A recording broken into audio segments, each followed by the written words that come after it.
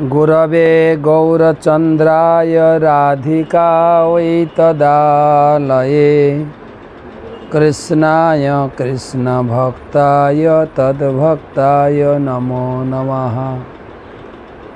वन्दे अहं श्रीगुरो श्रीयुतपदकमलं श्रीगुरुन् वैष्णवांश्च श्रीरूपं साग्रजातं सहगण रघुनाथान्वितं तं सजीवं साद्वैतं सावधूतं परिजनसहितं कृष्णचैतन्यदेवं श्रीराधाकृष्णपादान् सहगण ललिता श्रीविशाखान्वितांश्च नमो ॐ विष्णुपादाय कृष्णप्रेष्ठाय भूतले श्रीमते भक्तिवेदान्त स्वामिनिति नामिने।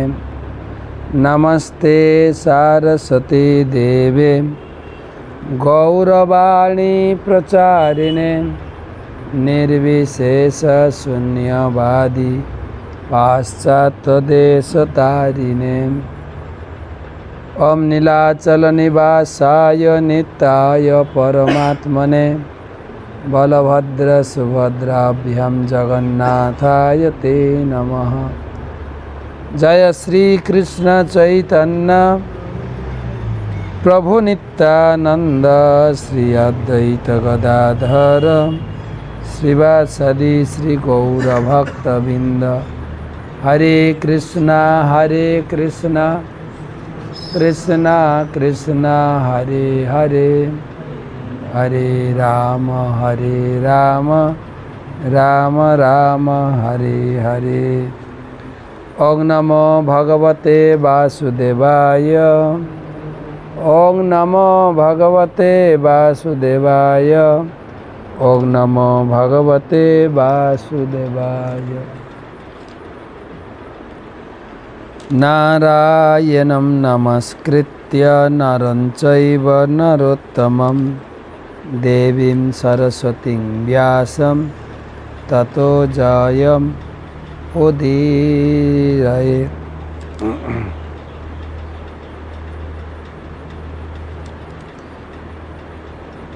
तमादिदेवं करुणानिधानं तमालवर्णं सुहितावतारम् अपार संसार समुद्र सेतुं भजामहे भागवत स्वरूपम। कंथरा श्रीमद् भागवतम चतुर्थ स्कंध 29 अध्याय 33तम श्लोक 923तम भागवत रसमाधुरी सेमिनारे उपस्थित समस्त भक्तमंडली ममतामय मातृमंडली सकल के जानाय आंतरिक प्रीति शुभेच्छा अभिनंदन। प्रथमे गुरुपाद पद्मे प्रणाम निवेदन करे तार अहेतुकी कृपा आशीर्वाद प्रार्थना करी। नमो ओं विष्णुपादाय कृष्णप्रेष्ठाय भूतले श्रीमते जयपताका स्वामिनिति नामिने। नमाचार्यपादाय निताय कृपा प्रदायिने गौरकथा धामदाय नगर ग्राम तारिणे। भागवत महत्व दुर्लभैव कथालोके श्रीमद्भागवतोद्भवा कोटि जन्म समुत्थेन पुण्येनैव तु लभ्यते। कोटि जन्मेर स्वीकृति संचित होले भागवत पाठ शोनार सौभाग्य लाभ है। तो आमरा सकले अत्यंत भाग्यवान भागवती नियमित भागवत कथा श्रवण करछि। आमरा रयेछि साउथ त्रिपुरा, हाँ ठीक बोलছি, আর শান্তির বাজার সাবডিভিশন বাইখরা মন্দিরে আছি। হ্যাঁ, ত্রিপুরার বাইখরা মন্দির সুন্দর জগন্নাথ একটু দর্শন করতে। জগন্নাথ, অত সুন্দর জগন্নাথ আর সবাই জগন্নাথকে একটু প্রণাম করবেন। আর এই মন্দিরে অনেক ভক্ত, একদম লাল কাপড়, ভক্ত ব্রহ্মচারী অনেক, সবাই একসঙ্গে ওম নীলাচল নিবাসায় নিত্যায় পরমাত্মনে বলভদ্র সুভদ্রাভ্যাম জগন্নাথায় তে নমঃ। কত ভক্ত সুন্দর, সব ভক্তদের দর্শন করে আমাদের বাইখরা মন্দির। হরি বল। বাইখরা মন্দির, বাইখরা শ্রী শ্রী জগন্নাথ মন্দির, একদম রাস্তার পাশে মন্দির। এখানে এই সদ্য নতুন মন্দির তৈরি হচ্ছে, বিশাল মন্দির। আমাদের বাবু মন্দির তৈরি করে দিচ্ছেন। আমাদের বাবুর নাম ভুলে গেলাম, স্বপন বংশী বাবু। উনি এখানকার খুব ধর্মপ্রাণ ব্যক্তি, এখানে অনেক মন্দির তৈরি করেছেন উনি। আমাদের জগন্নাথ মন্দিরের মন্দিরদাতা। তারপরে এখানে ভক্ত আশ্রম তৈরি হচ্ছে একদম রাস্তার পাশে। সন্ধ্যা আরতি বা রবিবারে অনেক লোক আসে এখানে। রথযাত্রা এবছর 30,000 লোক হয়েছে, বিশাল রথযাত্রা। তো সেই মন্দিরে আমরা এসেছি আজকে।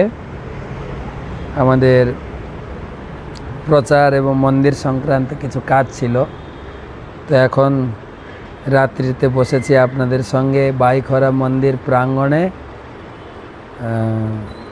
শ্রী শ্রী জগন্নাথ মন্দির ছিল প্রভুপাদের চরণতলে বসে আমরা ভাগবত পাঠ করছি। শ্লোক নাম্বার 33।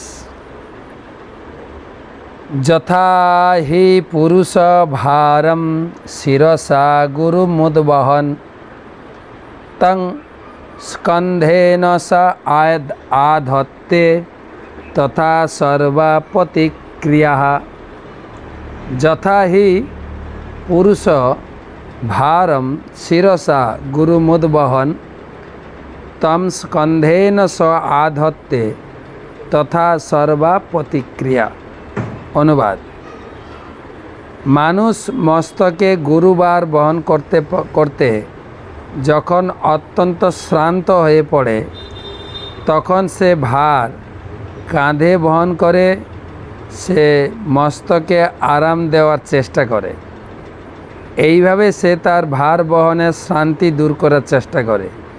কিন্তু ভার বহনের শান্তি দূর হওয়ার কিছু উপায় আছে, সেগুলি কেবল এক স্থান থেকে আরেক স্থানে বোঝার ভার স্থানান্তরিত করা ছাড়া অতিরিক্ত আর কিছু করতে পারে না। তাই হয় না, মাথায় 50 কিলো বোঝা নিয়ে যাচ্ছি, মাথায় যদি খুব ভার লাগে কাঁধে নিই, মাথাটা আরাম লাগে, মানে পিঠে নিই, কিন্তু শরীরের উপরে ভারটা আছে কি না? শুধু খালি ভারটা এদিক সেদিক নাড়াচড়া করছে। হ্যাঁ, আমি একটা ইউটিউব দেখছিলাম, একটা লোক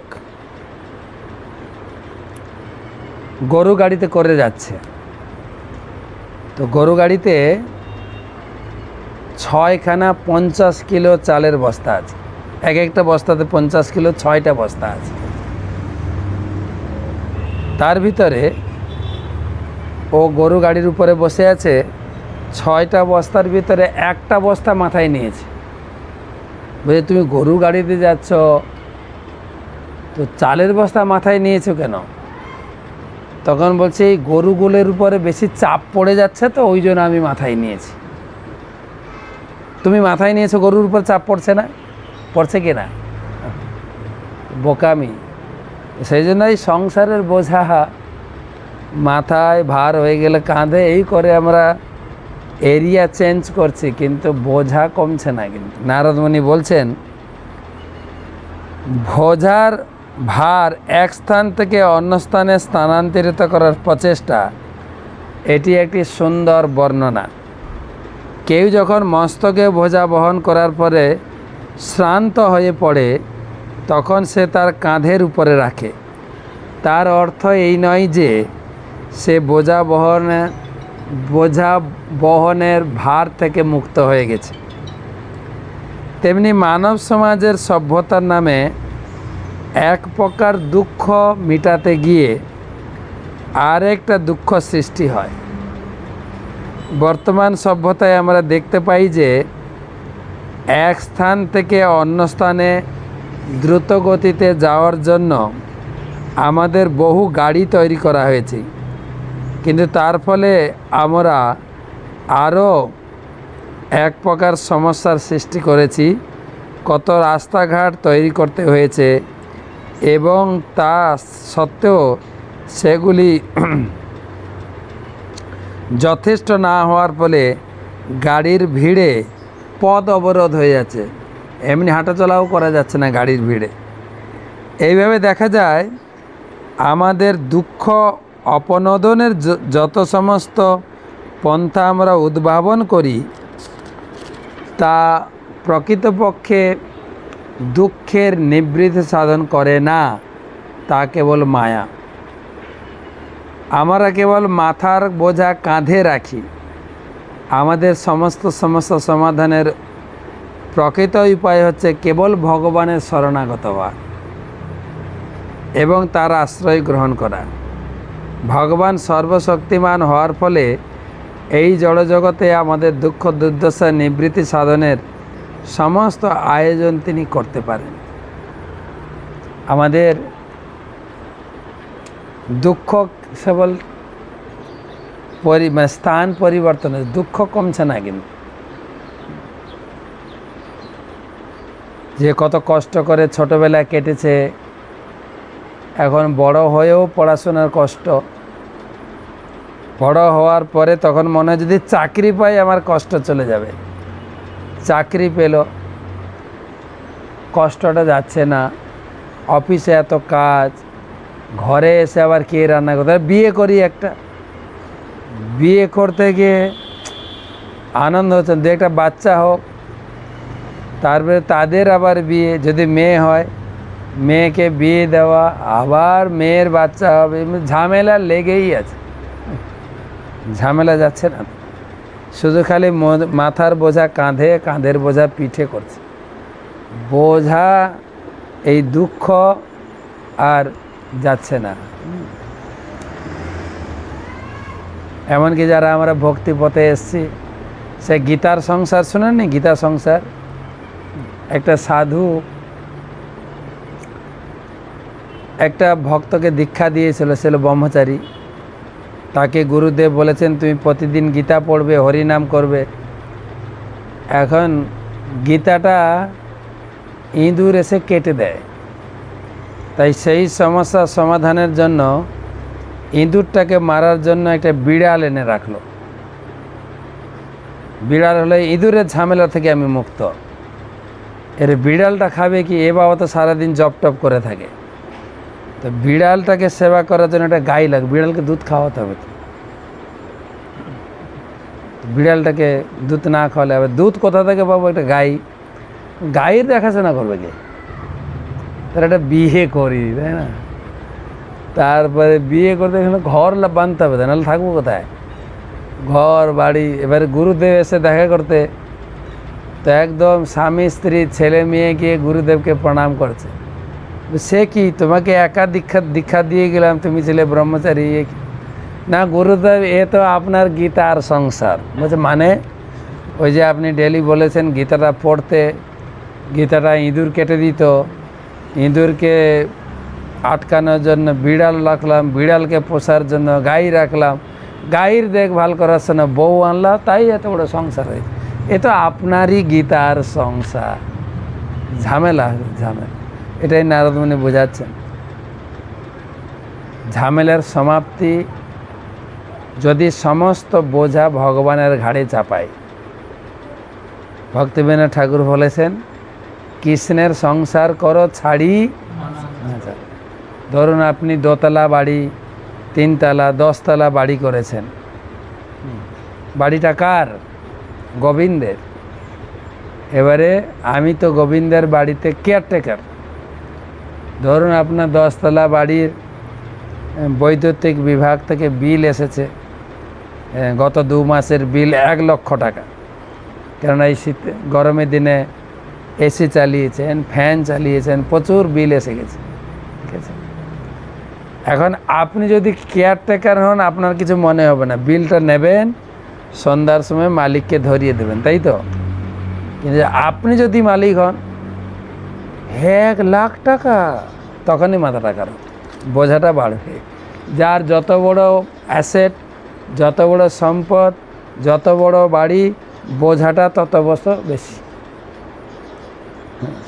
সেজন্য গত ক্লাসে বলেছিলাম, নরোত্তম দাস ঠাকুর বলেছেন, সংসার বিষানলে, তারপরে দিবানিশি হিয়া জ্বলে। হিয়া মানে হৃদয় জ্বলছে, হৃদয়, দিবানিশি হৃদয়। আমি বলছি এখন আর হৃদয় জ্বলে না, হ্যাঁ, হৃদয় ব্লক হয়ে যায়, block, heart block, heart attack, আর জ্বলে না। আর তার থেকে বেশি হৃদয়টা জ্বলছে ডাক্তারদের দ্বারা। এখানে কেউ ডাক্তার থাকলে ক্ষমা করুন, হ্যাঁ, ডাক্তার আবার চেম্বার খুলে বোঝে, তোমার বুক ব্যথা করছে, আসো, তোমার সারাই দেবো, সারিয়ে তো দেবেই, আবার এত বড় একটা বিল দেবে, ওতে আরও তাড়াতাড়ি হার্ট ব্লক হবে।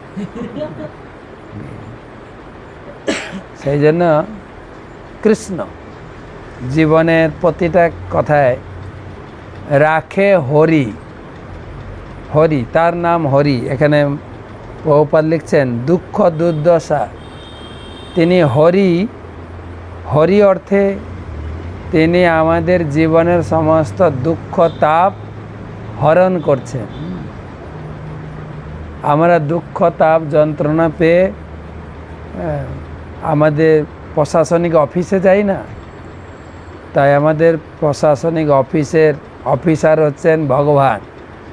ভগবান অফিস খুলে বসে আছেন এবং হাত বাড়িয়ে বসে আছেন, না জগন্নাথ, হাত, আসো আসো, তোমার দুঃখ, তোমার বেদনা, আসো, আমি তোমাকে আলিঙ্গন করব। ভগবান বসে আছেন। তাই ভগবান বলছেন সর্বধর্মান পরিত্যাজ মাম একম, তুমি আমার শরণাপন্ন হও, তোমার দুঃখের কথা আমাকে জানাও, তোমার বেদনার কথা আমাকে জানাও। আর তিনি তো দুঃখহারী, তিনি হচ্ছেন মধুসূদন। কুন্তী দেবীও অনুভব করেছিলেন। মাতা কুন্তীর উপরে সন্তুষ্ট হয়ে ভগবান কৃষ্ণ বললেন যে পিসিমা, তুমি এত বড় প্রার্থনা স্তুতি করলে, আমি খুব খুশি হয়েছে, তুমি কিছু বর চাও তো। পিসিমা কি বর চাইলেন যে, বিপদদা সন্তু সৎসত্তত্র জগৎগুরু, হে জগৎগুরু কৃষ্ণ, তুমি আমাকে বর দিতে চাইছো, এই বর দাও। কি বর? আমার জীবনটা দুঃখে ভরে দাও। সে কি পিসিমা, তুমি দুঃখ চাইছো? না, আমি একটা কথা বুঝেছি, জীবনে দুঃখ না এলে তুমি আসো না। দুঃখ পড়লে তোমার কাছে লোকে আসে আর তুমি তাকে সাহায্য করো। তাই আমার জীবনটা দুঃখে থাক, সবসময় তোমাকে মনে রাখবো। কেন সুখ এসে গেলে মানুষ ভগবানকে পাত্তা দেয় না, ভগবানকে ভুলে যায়, ভগবানের মান্যতা দেয় না। ভগবান আমার কি, আমি নিজে ইনকাম করে খাই, এখানে ধর্ম টর্ম এবার কিসের? আবার যখন দুঃখ পড়ে তখনই লোকে মানুষ দৌড়ায় মন্দিরে। তো সেই জন্য তার নাম হচ্ছে দুঃখহারী মধুসূদন, তাই তার নাম হরি। তিনি জীবনের দুঃখ তাপ হরণ করেন। তাই ঘুম থেকে উঠে হরির ধ্যান করুন।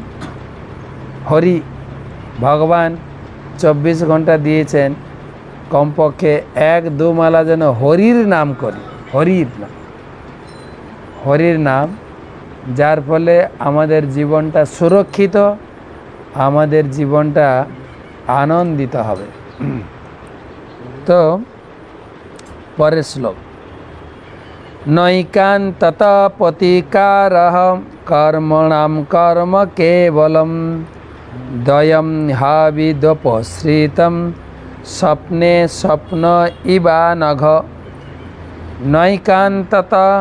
নৈকান্তত প্রতিকারঃ কর্মণাম কর্ম কেবলম দ্বয়ম হাবিদোপসৃতম স্বপ্নে স্বপ্ন ইবা নঘ।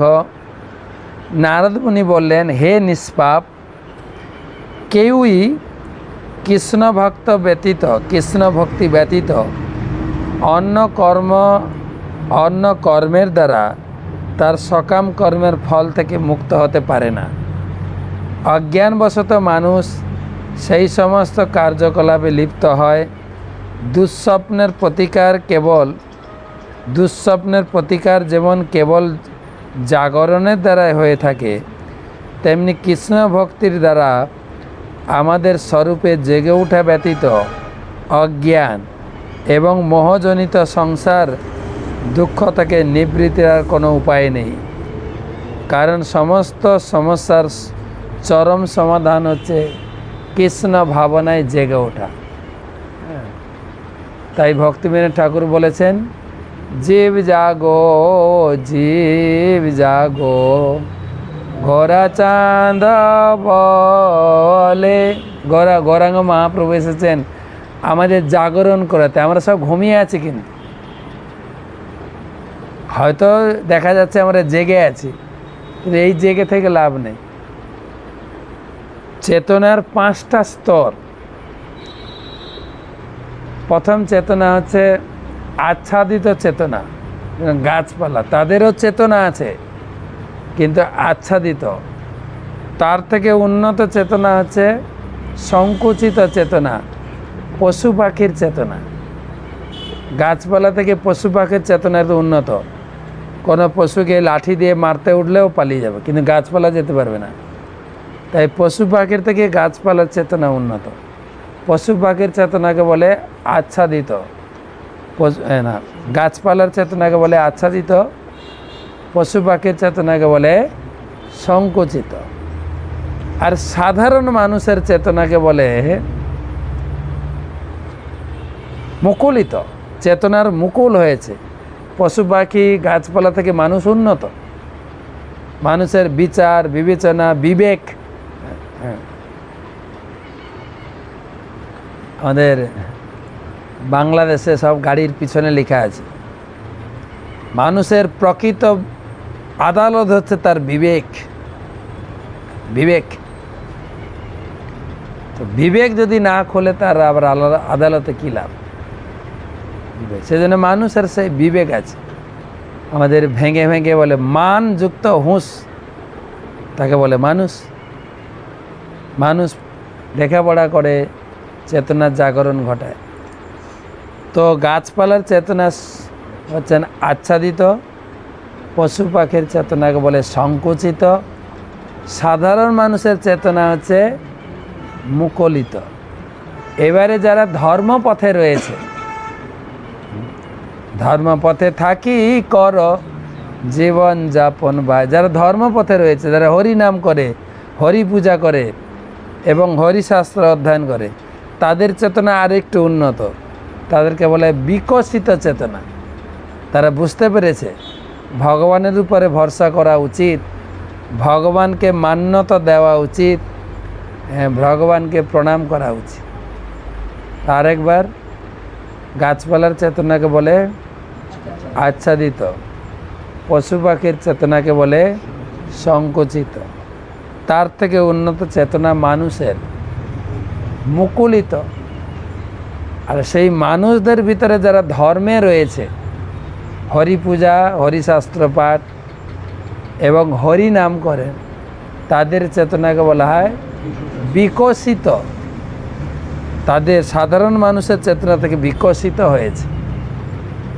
আর সেই সাধনা করতে এসে যারা সাধনায় সিদ্ধি লাভ করেন, তাদের চেতনাকে বলা হয় পূর্ণ বিকশিত।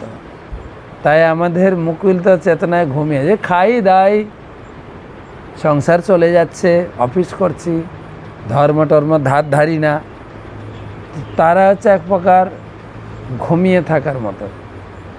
মনুষ্য জীবন পাইয়া রাধা কৃষ্ণ না ভজিয়া, জানিয়া শুনিয়া বিষ খায়ন। হরি ভজন, রাধা কৃষ্ণের ভজন না করলে জীবনটা বেকার।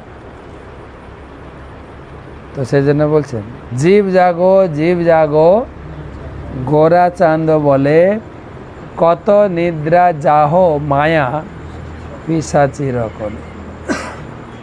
তোমারে লইতে আমি হইনু অবতার। আমি এসেছি। জগন্নাথ সত্যযুগে ছিলেন, বদ্রীনাথ ত্রেতা যুগে রামনাথ, দাপর যুগে দ্বারকানাথ, কলিযুগে জগন্নাথ। জগন্নাথ এসেছেন, শ্রী চৈতন্য মহাপ্রভু এসেছেন উদ্ধারের জন্য। তোমারে লইতে আমি হইনু অবতার, তারপরে আমি বিনা বন্ধু আর কে আছে তোমার। তুমি একে তাকে বন্ধু মনে করছো। তুমি যদি ইয়াং ছেলে হও, একটা মেয়ে হলে আমার বন্ধু, ইয়াং মেয়ে হয়, ছেলে আমার বন্ধু, কেউ বন্ধু না। ভগবান বলছেন আমি বিনা বন্ধু আর কে আছে তোমার। এনেছি ঔষধি মায়া নাসিবার লাগি। যেরকম কাকে যদি সাপে কামড় দেয়, সে সাপের বিষে অচেতন হয়ে যায়, তো তার জ্ঞান কি করে ফেরানো হয়? না ওঝা ডাকা হয়। ওঝা ওঝা ওঝা এসে এক প্রকার জঙ্গল থেকে স্পেশাল শিকড় নিয়ে আসে, শিকড় তার নাকে শুকায় আর মন্ত্র পড়ে। তাই সেই মন্ত্র আর এই নাকে শুকানো, তাতে বিষের জ্বালা কেটে যায়। তাই মহাপ্রভুও বলছে তোমরা ঘুমিয়ে আছো, তো কীভাবে তোমাদের ঘুম ভাঙবে? এনেছি ঔষধি মায়া নাসিবার লাগি। এনেছি ঔষধি, ঔষধি মায়া, মায়া ওষুধ না, কিন্তু এনেছি ঔষধি কিসের জন্য? মায়া নাসিবার লাগি। সে ঔষধটা কি নাম? হরিনাম মহামন্ত্র লহতো মাগি। আমি হরিনাম নিয়ে এসেছি, যে হরিনাম নিয়ে এসেছি, এটা এখানকার প্রোডাকশান না, কিন্তু এটা ত্রিপুরার প্রোডাকশানও না, ভারতেরও না, বাংলাদেশের না। ওটা কথাকার গোলকের প্রেম ধন হরিনাম সংকীর্তন। এটা গোলক বৃন্দাবন থেকে ইম্পোর্ট করে আনা হয়েছে, মহাপ্রভু নিত্যানন্দ প্রভু নিয়ে এসে। তাই বলছেন কেবলমাত্র হরিনামের মাধ্যমে লোকের জাগরণ ঘটানো যায়, জাগরণ। তাই ছিল প্রভুপাদের এই প্রচেষ্টা, মহাপ্রভুর এই মহা ঔষধ সবার কাছে পৌঁছে দেওয়ার জন্য তিনি দেশে দেশে প্রত্যেকটি শহরে একটা করে অফিস খুলেছেন, সেন্টার, কৃষ্ণ ভাবনামৃত সেন্টার। কৃষ্ণ ভাবনায় লোকে জুড়বে। তাই এটাই বলছেন সমস্ত সমস্যার সমাধান হবে যদি হরির সঙ্গে নিজেকে যুক্ত করতে পারেন। হরি তাৎপর্য, দুই প্রকার সকাম কর্ম রয়েছে। আমরা বোঝা কাঁধে রাখতে পারি অথবা মাথায় রাখতে পারি। প্রকৃতপক্ষে উভয় স্থানে বোঝা রাখার অর্থ একই, কিন্তু বোঝার ভার অপনোদনের জন্যই বোঝার স্থানান্তর হয়ে থাকে। এই সম্পর্কে প্রহ্লাদ মহারাজ বলেছেন, এই জড়জগতে মূর্খ মানুষরাই কেবল মহা আড়ম্বরে দেহ সুখের জন্য সমস্ত পরিকল্পনা করে, কিন্তু তারা জানে না যে এই সমস্ত আয়োজনগুলি যদি সফলও হয় তবু তা হচ্ছে কেবল মায়া। মানুষের দেহের মাইক সুখ দিবারাত্র কঠোর পরিশ্রম করছে, কিন্তু প্রকৃত সুখভোগের পন্থা এটি নয়। মানুষ যদি প্রকৃত সুখভোগ করতে চায় তাহলে তাকে এই জড়জগতের বন্ধন থেকে মুক্ত হয়ে প্রকৃত আলয় ভগবত ধামে ফিরে যেতে হবে। বেদে তাই নির্দেশ দেওয়া হয়েছে, তমসো মা জ্যোতির্গময়। এই অন্ধকারাচ্ছন্ন জড়জগতে থেকো না, জ্যোতির্ময় চিৎ জগতে ফিরে যাও। জড়দেহের দুঃখ কষ্টের প্রতিকার করতে গিয়ে মানুষকে আর একটি দুঃখময় পরিস্থিতির শিকার করতে হয়। উভয় পরিস্থিতি মাইক এই প্রকার দুঃখের প্রতিকার করতে গিয়ে আর এক প্রকার দুঃখ ডেকে আনার কোনো লাভ হয় না। অর্থাৎ এই জড়জগতে নিত্য আনন্দ লাভ করা যায় না। সমস্ত দুঃখের আত্যন্তিক নিবৃত্তি সাধন করে নিত্য আনন্দের স্বাদ আস্বাদনের একমাত্র উপায় হচ্ছে এই জড়জগৎ থেকে সম্পূর্ণরূপে মুক্ত হয়ে আমাদের প্রকৃত আলয় ভগবত ধামে ফিরে যাওয়া। আর একটা শ্লোক পড়ো। অর্থে হবিদ্যমানপি সংস্মৃতির্ন নিবর্ততে মনসা লিঙ্গরূপেণ স্বপ্নে বিচরতো যথা। অর্থে হবিদ্যমানপি সংস্মৃতির্ন নিবর্ততে মনসা লিঙ্গরূপেণ স্বপ্নে বিচরতো যথা। কখনো কখনো আমরা স্বপ্নে একটি বাঘ অথবা সাপ দেখে ভয় পাই, কিন্তু বাস্তবিক পক্ষে সেখানে বাঘ বা সাপ নেই। তেমনি আমরা সূক্ষ্মরূপে কোনো পরিস্থিতি সৃষ্টি করে তার পরিণামে দুঃখ কষ্ট ভোগ করি। স্বপ্ন থেকে জেগে ওঠা ব্যতীত এই সমস্ত দুঃখ দুর্দশার নিবৃত্তি সাধন সম্ভব নয়। এসব স্বপ্নবৎ। ঘুম থেকে জাগলে যেরকম স্বপ্নের কোনো অস্তিত্ব থাকে না, আমাদের জীবনের এই পরিস্থিতিটা এইরকমই। হ্যাঁ,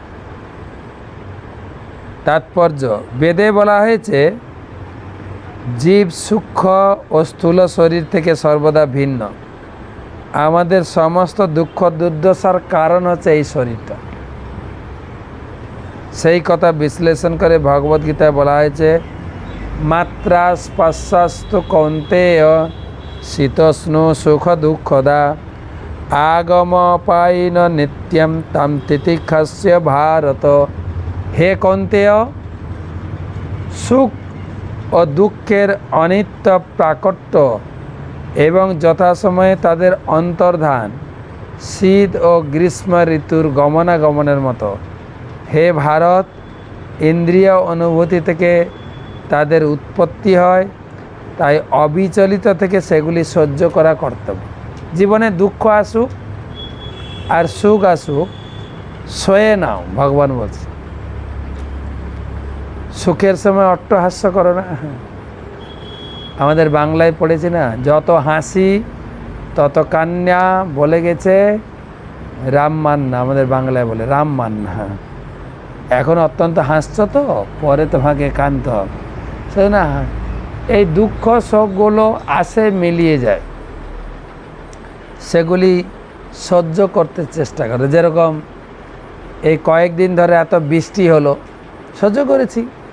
ভিজে হোক, ছাতি হোক, সহ্য করেছি। আবার গরম, আজকে রোদ উঠে গেছে, গরম সহ্য করছি ফ্যান চালিয়ে। আবার শীতের দিনে আসে, সহ্য করব। ঠিক সেই রকম দুঃখ আসলে সহ্য করো, আর সুখ আসলেও সহ্য করো। বিচলিত হয়ে যাও না, সব সহ্য করে কৃষ্ণ ভাবনা, কৃষ্ণ ভক্তিতে যুক্ত থাকো। আমাদের রবীন্দ্রনাথ ঠাকুর বলেছেন, দুঃখ যদি দাও প্রভু, সহিবারে শক্তি দাও। ভগবানের কাছে দুঃখ থেকে এড়িয়ে না গিয়ে ভগবান চৈতন্য মহাপ্রভু শিখিয়েছেন, যারা ভক্তি পথে থাকবেন, ধর্মপথে থাকবেন, তাদের জন্য কি নির্দেশ? তৃণাদপি সুনিচেন তরোরপি সহিষ্ণুনা অমানেনা মানদেন কীর্তনীয়া সদা হরি। সহ্য করো তৃণের মতো এবং গাছের মতো সহিষ্ণু হয়ে। গাছের মতো সহিষ্ণু কেন না? দেখবেন গাছে যখন ফল ধরে, আম গাছ বলুন, পেয়ারা গাছ বলুন, সপেদা বলুন, যখনই গাছে ফল ধরবে তখনই গাছের উপরে বাড়ি পড়বে। বাড়ি, গাছে ফল না হলে বা আম গাছ দেখবে, একটা ডালে আম ধরেছে, একটা ডালে আম নেই, বাড়িটা কার উপরে পড়বে? যেই গাছ, যেই ডালে আম আছে না, যেই ডালে আম নেই, কোনটা? আম আছে, হ্যাঁ। তাই চৈতন্য মহাপ্রভু শিখিয়েছেন, যখনই তুমি ধর্ম করতে শুরু করবে তখনই তোমার উপরে আঘাত আসবে, তোমাকেই সহ্য করতে হবে বেশি করে। উদাহরণ দেওয়া যায়, আপনি মদের বোতল নিয়ে মদ খান, রাস্তায় ন্যাংটা হয়ে ঘুরে বেড়াবেন, আবল তাবল, আমি এখানকার রাজা, আপনাকে কেউ কিছু বলবে না। যখন একটু তিলক কেটে মালা জপ করতে শুরু করবেন, কি রে এ তোর ভীমরতি, কি হলো, ফোঁটা কেটেছিস, চি চি চি ছি, বলতেই থাকে, লোকে বলবে। আর কারা বলবে? সব নিজের লোকেরাই, নিজের লোক। সেই জন্য সহ্য করো। তোরা যেটা বলিস, ভাই আমার হরি নাম ধরা চাই, হরিনাম ছাড়া যাবে। তাই ভক্তি সিদ্ধান্ত সরস্বতী ঠাকুর বলেছেন, ছিল ভক্তি সিদ্ধান্ত ঠাকুর প্রভুপাদ, তিনি বলছেন জগতের বহু লোক হরি ভজন করছে না বলে তুমি হরি ভজন ছেড়ে দিও না। কেন? হরি ভজনটা টিক টিক টিক টিক টিক টিক টিক, হরি ভজনটা অত্যন্ত দুর্লভ। হরি ভজন দুর্লভ না, ভাগবত পাঠ শোনাটাও দুর্লভ। তাই সেগুলি সহ্য করতে শেখা উচিত। জড়জাগতিক অস্তিত্ব হচ্ছে আমাদের সমস্ত দুঃখ দুর্দশার কারণ। আমরা যখন এই জড় জগৎ থেকে বেরিয়ে যাই তখন আর কোনো রকম দুঃখ দুর্দশা থাকে না। বেদে তাই নির্দেশ দেওয়া হয়েছে আমাদের যথাযথভাবে হৃদয়ঙ্গম করা উচিত যে আমরা এই জড় দেহ নই, আমরা হচ্ছে ব্রহ্ম, অহম ব্রহ্মাস্মি। ব্রহ্মকর্মে অথবা ভগবত ভক্তিতে যুক্ত না হলে সেই সত্য পূর্ণরূপে উপলব্ধি করা যায় না। সংসার বন্ধন থেকে মুক্ত হতে হলে কৃষ্ণ ভক্তির পন্থা অবলম্বন করতে হয়, সেটি হচ্ছে একমাত্র উপায়। তো আজকে এই তিনটা শ্লোক পড়লাম, আপনার 33, 34, 35। তো কালকে তো রবিবার, কালকে টক শো, কালকে আপনারা শুনবেন। আমি ত্রিপুরাতে রয়েছি, এই ত্রিপুরা রাজ্যের কথা টক শো। আমাদের বিভিন্ন ধরনের লোক এই ত্রিপুরাতে বাস করেন। ত্রিপুরার ইতিহাস এবং ত্রিপুরার পাশে রয়েছেন আসাম, আর ত্রিপুরার পাশে আরেক পাশে রয়েছে মণিপুর। মণিপুর হচ্ছেন অর্জুনের শ্বশুরবাড়ি, আর আসাম হচ্ছে ভগবান কৃষ্ণের শ্বশুরবাড়ি, গৌহাটি। ভগবান শ্রীকৃষ্ণ 16,108 বিয়ে করেছিলেন। 8 জনকে বিয়ে করেছিলেন বিভিন্ন জায়গা থেকে, যে রুক্মিণী, জাম্ববতী, সত্যভামা, কালিন্দী, মিত্রবিন্দা, সব এক একটা করে বিয়ে করেছিলেন বিভিন্ন জায়গায়। আর 16,100 মহিষীকে তিনি লাভ করেছিলেন গৌহাটি থেকে। গৌহাটির আগের নাম ছিল প্রাগজ্যোতিষপুর। সেই আর গুয়াহাটিতে আরেকটা জায়গা আছে তেজপুর, বানাসুরের বাড়ি ছিল, যেখানে হচ্ছে খুব বিখ্যাত অনিরুদ্ধ, ওষা অনিরুদ্ধের বিবাহের কাহিনী মহাভারতে, ভাগবতে পাওয়া যায়। আর গুয়াহাটি তো, আসাম তো বিখ্যাত, পরশুরাম কুণ্ড রয়েছে। সেই সঙ্গে 2 রাজ্যের মাঝখানে আর পাশে রয়েছে বাংলাদেশ। বাংলাদেশ হচ্ছে মহাপ্রভুর আদি ভিটা, তার মাঝখানে এই ত্রিপুরা, ছোট্ট একটা ভারতের 28টা রাজ্য আছে মনে হয়, 28টা কেন্দ্রশাসিত অঞ্চল 8টা। তার ভিতরে এটা হচ্ছে তৃতীয় ক্ষুদ্র রাজ্য। প্রথম ক্ষুদ্র রাজ্য হচ্ছে গোয়া, তারপরে গ্যাংটক বলছে সিকিম, তারপরে হচ্ছে ত্রিপুরা। আর এই ত্রিপুরা খুব বিখ্যাত। ত্রিপুরা কেবলমাত্র মায়ের নামে এই ত্রিপুরা নাম হয়েছে। হ্যাঁ, ত্রিপুরেশ্বরী মাতা, মাতা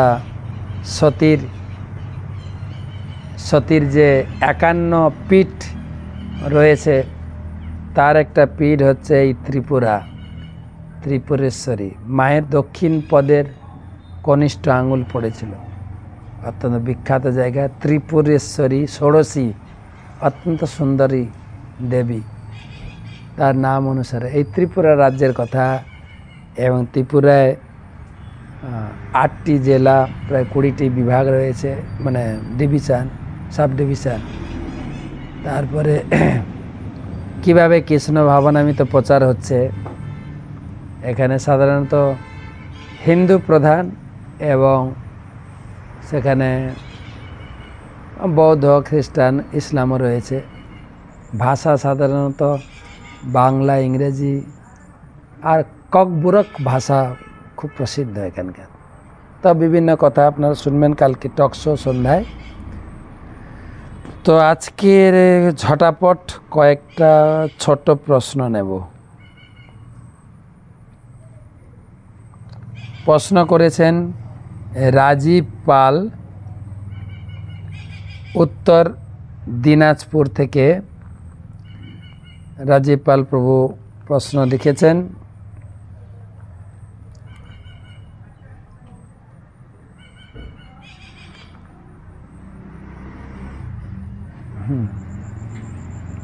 মহারাজ দণ্ডবত প্রণাম।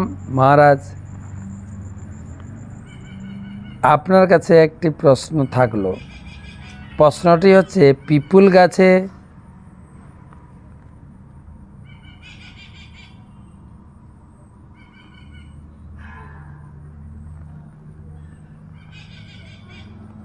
জানি না এটা প্রশ্ন কিনা।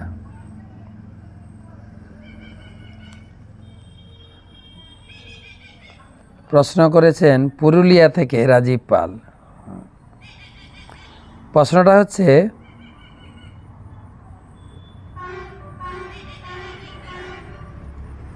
আমার দাদু একজন কৃষ্ণ ভক্ত মানুষ ছিলেন, গলায় তুলসীর মালা।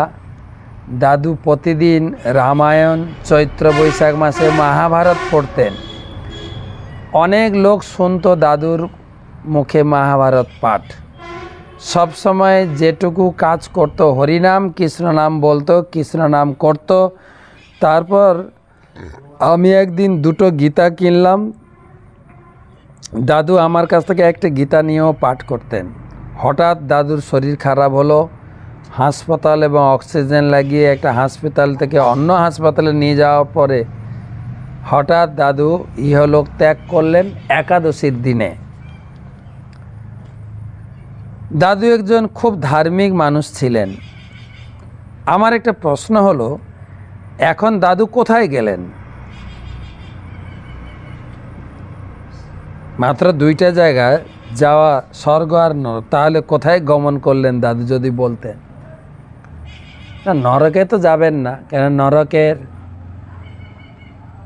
যমরাজ নির্দেশ দিয়েছেন যারা হরিনাম করেন, যাদের কপালে তিলক আছে, গলায় তুলসীর মালা আছে, যারা সাধু সেবা করে, ভগবানকে প্রণাম করে এবং ধর্মকে সম্মান করে, সেই সব লোকের কাছে যেও না। সেই সব লোককে দূর থেকে দেখে প্রণাম করে ছেড়ে দেবে, তাদেরকে যাবে। দাদু তো নরকে তো অবশ্যই যাবেন না, তবে স্বর্গে না, স্বর্গের আরও উপরে যাবেন। উপরে কত দূর যাবেন সেটা তো ভগবানই বলতে পারবেন। স্বর্গের উপরে দাদু যাবেন। পরবর্তী প্রশ্ন করেছেন রঞ্জিত মণ্ডল, উত্তর 24 পরগনা থেকে। আমি হাসনাবাদ নামহট্ট থেকে প্রভুপাদ ফুচকা বিক্রেতা রঞ্জিত মণ্ডল বলছি। ফুচকা বিক্রি করে একবার যেতে হবে আপনার কাছে ফুচকা খেতে। আমার প্রশ্ন, চৈতন্য চরিতামৃতে বলা হয়েছে নিতাইয়ের কৃপা না হলে চৈতন্য মহাপ্রভুকে পাওয়া যাবে না। আবার বলা হয়েছে চৈতন্য মহাপ্রভুর কৃপা ছাড়া রাধাকৃষ্ণ পাওয়া যাবে না। যদি বিষয়টা বুঝিয়ে বলেন। রাধাকৃষ্ণের কৃপা পাওয়া অত্যন্ত কঠিন। রাধাকৃষ্ণের মিলিত তনু চৈতন্য মহাপ্রভু যদি কৃপা করেন, ভাগবত পড় গিয়া ভাগবতের স্থানে একান্ত আশ্রয় করো চৈতন্য চরণে, চৈতন্য মহাপ্রভুর চরণাশ্রিত হয়ে ভাগবত পড়ুন এবং ধীরে ধীরে রাধাকৃষ্ণকে প্রাপ্ত হবে। আর চৈতন্য মহাপ্রভুর কৃপা পেতে গেলে নিতাই কৃপা, যেরকম রঘুনাথ দাস গোস্বামী চৈতন্য মহাপ্রভু চরণে যেতে চেয়েছিলেন, তিনি পৌঁছাতে পারলেন না। পরে যখন নিত্যানন্দ প্রভু কৃপা করলেন তখন তিনি পৌঁছাতে পারলেন। আরেকটা প্রশ্ন,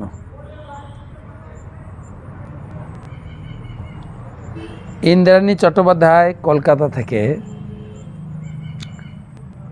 তো প্রশ্ন হচ্ছে, মহারাজ বাড়ি থেকে কোনো ধামে গেলে অর্চা বিগ্রহ আলেখ্য, তার সেবার কি ব্যবস্থা করা যায়, কৃপা করে যদি বলেন। বিগ্রহ সঙ্গে নিয়ে যাবেন, আর না হলে কাউকে দায়িত্ব দেবেন, আপনার হয়ে যদি কেউ সেবা করেন, সেবা করতে হবে। সেই জন্য বিগ্রহ না গলগ্রহ, হ্যাঁ বিগ্রহ রাখাটা সুবিধা, কিন্তু সেবা নিয়মিত করে, সেবা বন্ধ করা যাবে না, সেবা করতে হবে। সমবায় নিয়ে যান, না হলে কাছে পিঠে কোনো ভক্তের বাড়িতে দিয়ে যাবেন, যদি উনি সেবা করতে চান দিয়ে যাবেন। সেবার কিছু প্রণামীও দিয়ে যাবেন, কেন ফল মূল মিষ্টি কিনে ভোগ লাগাবেন, তো শুধু সেবা চাপিয়ে দিলে হয় না, তো সেবার দায়িত্ব দিয়ে যেতে হবে না, দিয়ে যাবেন। এইভাবে সেবা করা যায়, সেবার দায়িত্ব। তো আজকে এইখানে রাখি। শুভরাত্রি, আপনার সকলে ভালো থাকবেন।